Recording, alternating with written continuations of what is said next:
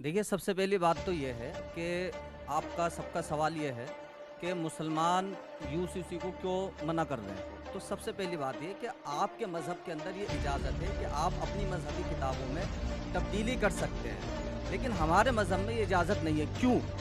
आप इनसे मैं पूछना चाहता हूँ, इन खातून से। आपसे मज़हब का मतलब क्या है? आपसे कुरान को आप खुदा की सच्ची किताब मानती हैं? मानती है? उसका हर एक हर्फ सच्चा है, मानती हैं आप? बिल्कुल मानती हूँ। ठीक है, कुरान में अल्लाह ताला ने कहा है कि ला तब्दील लिकलिमातिल्लाह, कि मेरे अहकाम में कमी और ज्यादती नहीं हो सकती, बदले नहीं जा सकते। एक मिनट, अल्लाह ने खुद कहा कि मेरे अहकाम में तब्दीली नहीं हो सकती, आपका तो हम नहीं कर सकते। अच्छा ठीक है, आप तब्दीली नहीं कर सकते, ये अल्लाह का फरमान है ना।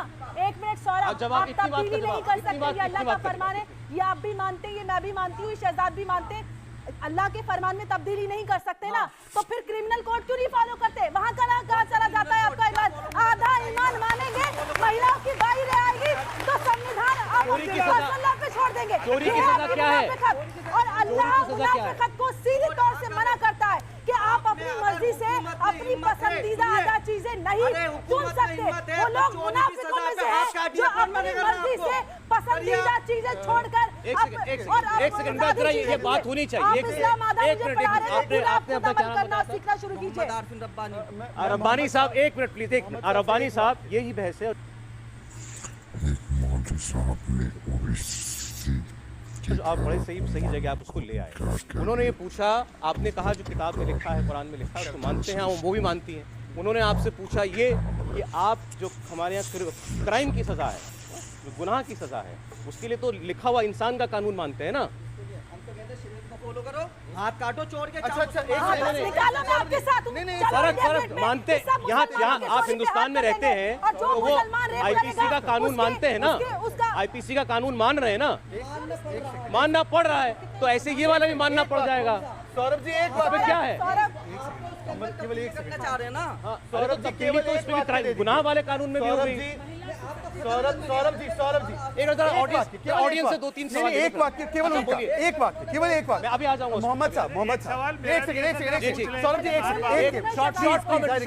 Short comment.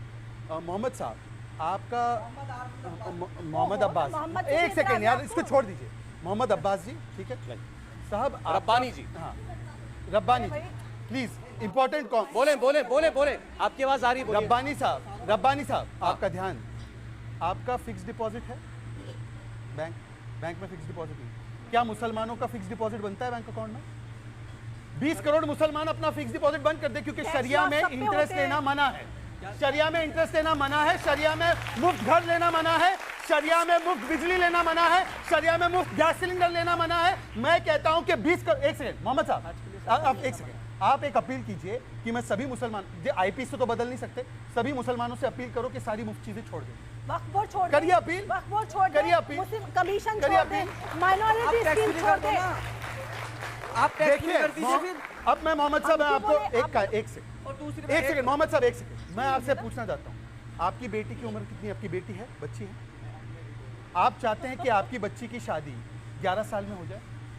आप अपनी बच्ची की शादी 11 साल में कराओगे? नहीं कराओगे? तो मैं वो कह रहा हूँ कि अगर इस पे कानून बन जाए कि यदि कोई जबरन करा दे तो उसको सजा हो, तो उसमें क्या गलत है? और आप इसके धर्म का सर्टिफिकेट क्यों बोल रहे हैं मजहब की बात पर? सुनिए, अगर आप 11 साल का जिक्र करेंगे ना, फिर मेरे पास भी जवाब है।